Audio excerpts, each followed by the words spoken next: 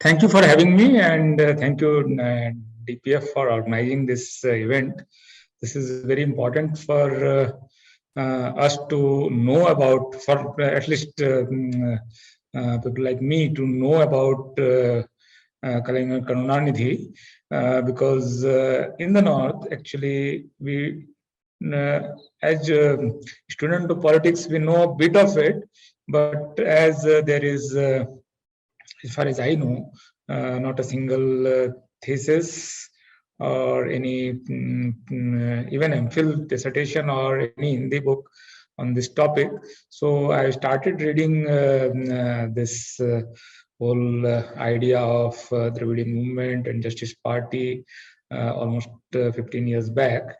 And still I am a novice and a student, and when scholars like Panneerselvan ji is here and who has wrote an entire book on this idea and the persona of Karunanidhi. So I would like to argue some of the ideas, and I may not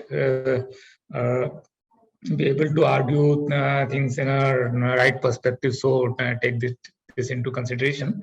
My core idea of speaking on Karunanidhi, Dr. Karunanidhi, is that his idea of social justice, I see it more in a teleological sense, or whatever telos or end result his idea produced, and I see at the results, the resultants, what he achieved, then I can easily notice some of the marvelous achievements of Tamil Nadu as a state and Tamil society.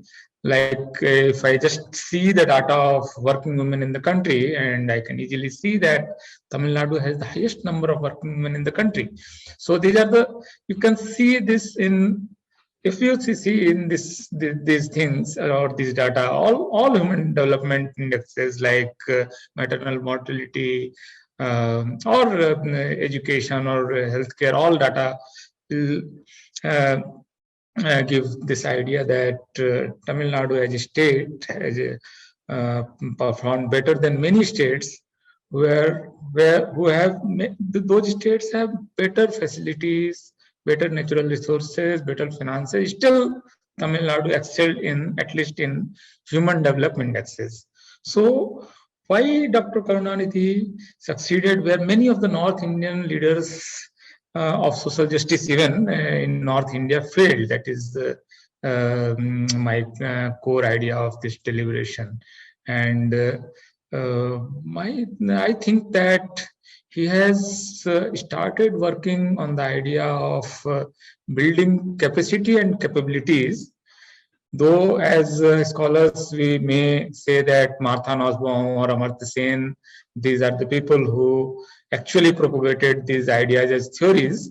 But as practice, I think these core ideas are there in Tamil Nadu from the very beginning, even in Justice Party movement and self-respect movement, to be precise, and the ideas of Anna and Karunanidhi. Because resources are one thing, but freedom to use those resources, and capability to have to execute those resources for the welfare of society and family and for individual, these are all two different things. Otherwise, Punjab should have better human development indexes than Tamil Nadu, but that is not the case. So Karunanidhi, actually, I think he changed the lives of millions of Tamil people for good, and thus provided a template for other states to follow, like introduction of common education board. This is a new idea for many of the states, or this idea of having common habitat model for all castes. Samathapuram, if I'm uttering it correctly, that housing scheme of Samathapuram, where all caste people will live in a one spatial location, or the idea of inheritance right for women in ancestral properties. These are the ideas or templates which other states and even union government followed later on, or even 30% reservation for women in government jobs. So these are the ideas. These ideas actually built capabilities, and these ideas actually built Tamil Nadu as a model state now. And for the states like Bihar, UP, and Madhya Pradesh and Rajasthan, or entire North India, actually, if they are looking for some template or some idea or some processes, I think they should look at the idea that the Dravidian movement actually provided. And as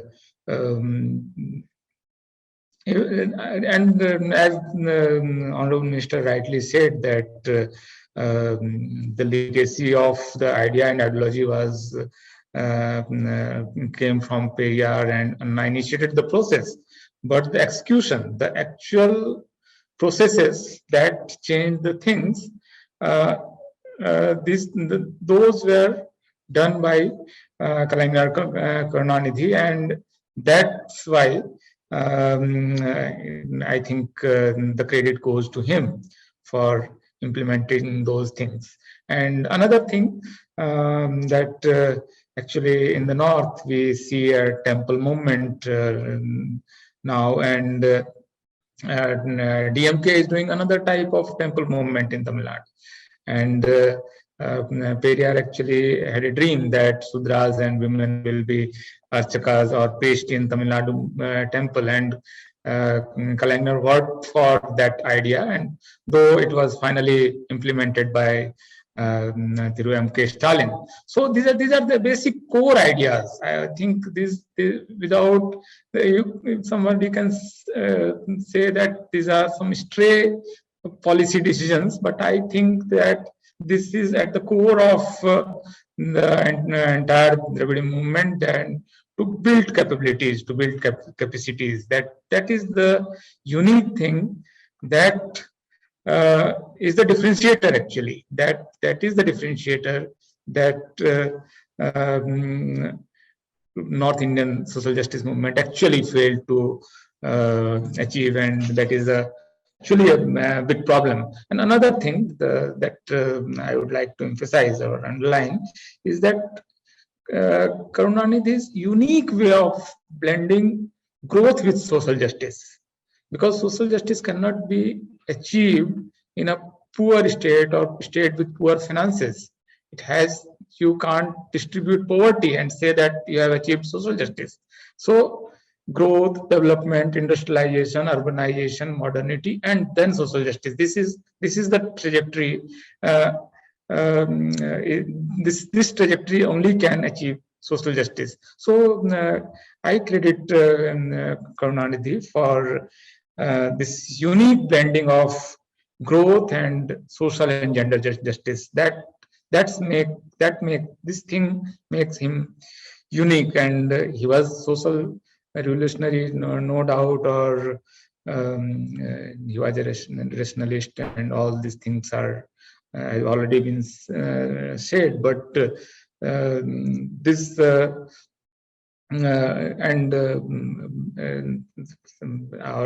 my fellow panelist has also underlined some of his personal traits and qualities he had, and with these things he has also achieved the idea of silent revolution in India, and that also becomes a template for the North India, because when the social groups, all social groups are not getting power sharing, then that creates a tension in the paradigm, and then that tension at some juncture, the rupture comes and the paradigm changes. Those ruptures actually happened in Tamil Nadu in 1920s and late 1960s, and we see this rupture or paradigm shift in the north in 1990s. So North is also latecomer in that sense, and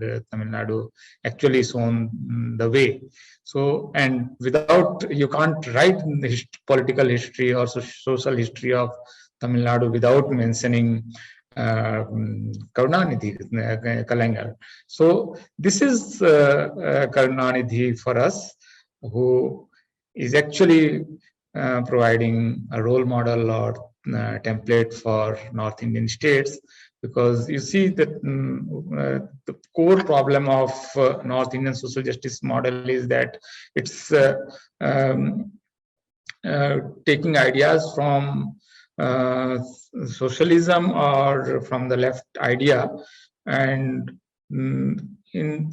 by doing that, they are not blending growth with social justice, and because of this, they have not been able to prosper, and that is the big problem, especially in the Hindi heartland. So I think the way forward is the Tamilian model, the Dravidian model, and with this I conclude my initial comment. Thank you for having me. Thank you, Professor Mandal, for such a very elaborate and lucid explanation how Dravidian model, or how what North India should learn from the Dravidian model to ensure that social justice is implemented in North India. Particularly one statement of yours, which is very unique to Karunanidhi, where you said that Karunanidhi advocated for urbanization, industrialization, because poverty cannot be distributed.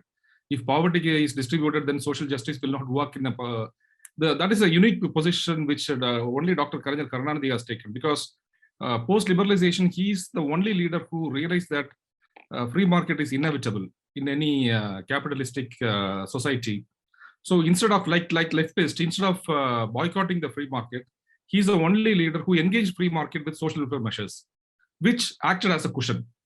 So yes, one intervention, because especially in the north, the social justice movement took the idea from Ram Manohar Lohia, who was socialist. So he advocated imposition of Hindi, idea of having growth without market, state playing bigger role in economic processes. So this North Indian idea of social justice actually failed, whereas idea of social justice of the Dravidian model and Karunanidhi prevailed. Yes, because we can compare Dr. Kalaignar Karunanidhi's policy towards the Keynesian economics, where he realized that without a free market, there will not be any development, because Tamil Nadu alone cannot be isolated from the free market when the whole world is going behind the free market.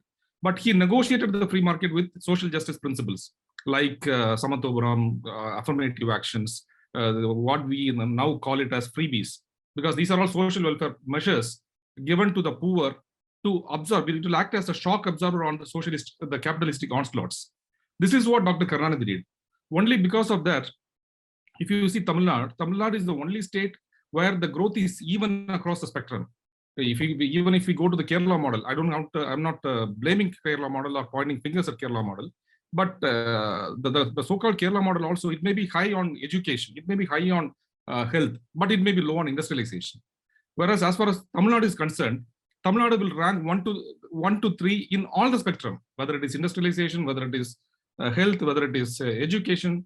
Our gross enrollment ratio is much higher than that of US, because I think we are touching down to 52%, where US is only 37%.